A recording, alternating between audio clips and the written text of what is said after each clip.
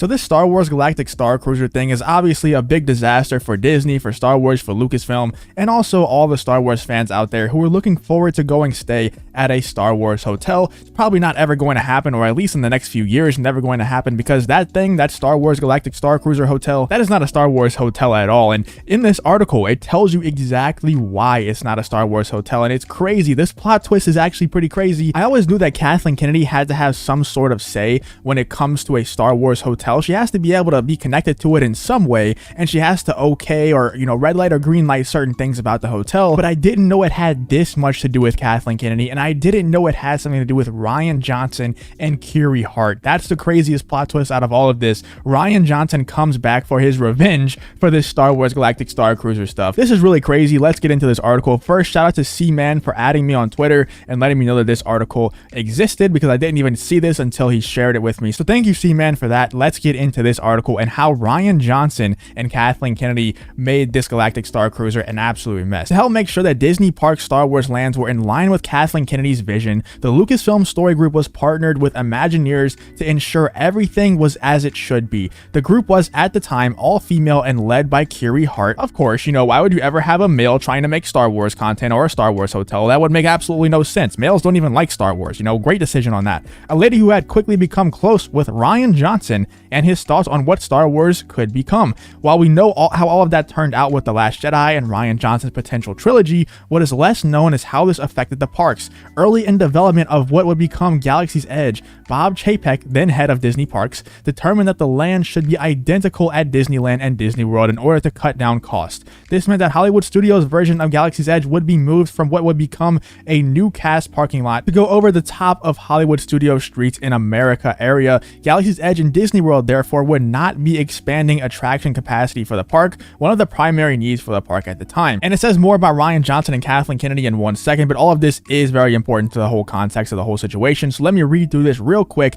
and then we'll get to the juicier parts about Rian Johnson and Kathleen Kennedy. The placement change for the expansion at Hollywood Studios meant that the hotel could no longer be attached to the land due to water management and existing infrastructure. Thus, it was determined that the hotel experience would be placed across the parking lot, and a tram system could deliver guests to the Galaxy's Edge area, blah blah blah, further indicating that Disney was done with the near-term upgrades to Galaxy's Edge. Many of the ideas Imagineers had conceptualized for Galaxy's Edge were instead repurposed for the Star Wars Galactic Starcruiser Hotel. A special effects and pyro-heavy spectacular featuring Kylo Ren and Rey was dropped from Galaxy's Edge Phase 2 and moved instead to the hotel. Lightsaber training also shifted. The restaurant was a huge part of the original Galaxy's Edge plan, was lifted completely and put into the Starcruiser. Okay, now we get more to the Rian Johnson, Kathleen Kennedy stuff, because so much of the Star Wars Galactic Starcruiser content is recycled material from thrown away Galaxy's Edge material. The experience was always stuck with using material pulled from Rian Johnson and Kiri Hart, the captain being a placeholder for Kathleen Kennedy,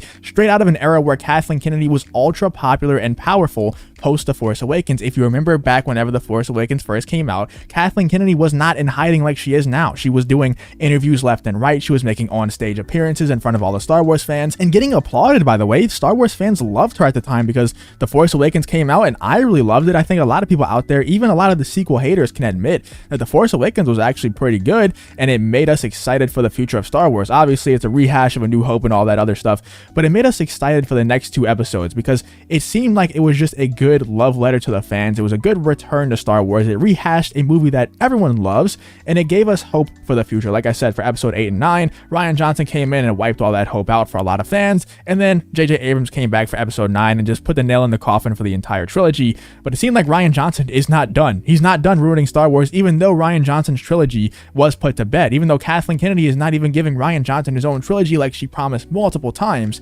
he's still haunting Star Wars from the grave. But not all of the Galactic Starcruiser collapse in quality is due to the connection with Kiri Hart and Rian Johnson. Up until late 2019, the hotel was still on track to deliver incredible quality, even if the narrative was from a Star Wars vision many had already abandoned. In order to understand how that occurred, you need to first see 2 images of what Hollywood were supposed to look like versus what they became.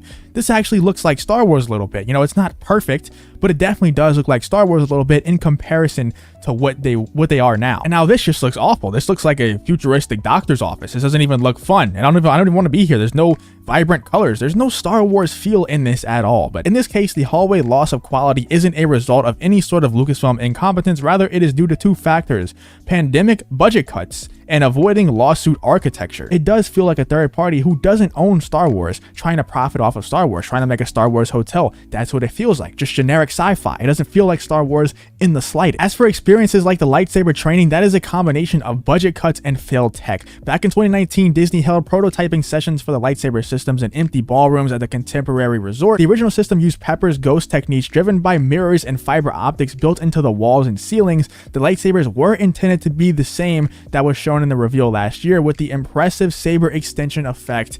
That would have been cool. That could have saved the hotel in itself, even if it was awful. That would have been really cool, man, to have an actual lightsaber that ignites, and it actually is just like a blade that comes out of nowhere and it actually feels like a lightsaber. That could have saved the whole thing. That could have made a lot more people not cancel their reservations, because as we know, a lot of people are canceling their reservations left and right, but also a lot of people want to go there even more and, actually build hype from these trailers instead of everyone just wanting to cancel their reservations and never step foot in that place ever. A charging rig was built that would extend the lightsaber out from a wall in dramatic effect. Shields were developed that non-saber wielding players could use to block deflected laser beams. I'm told the playtest proved to be a bit too easy, but overall it was a very impressive system. That would have been so cool, because even in that trailer, whenever I heard that there was lightsaber training, I was like, dude, that's really cool. What are people complaining about? That's awesome. Lightsaber training, that's really cool, because I pictured it would be like, a Luke and a New Hope type situation, but then I saw the training and it's awful, dude. It's even worse than VR. I'd rather do it in VR. It's way worse than VR. It doesn't feel like you're actually training.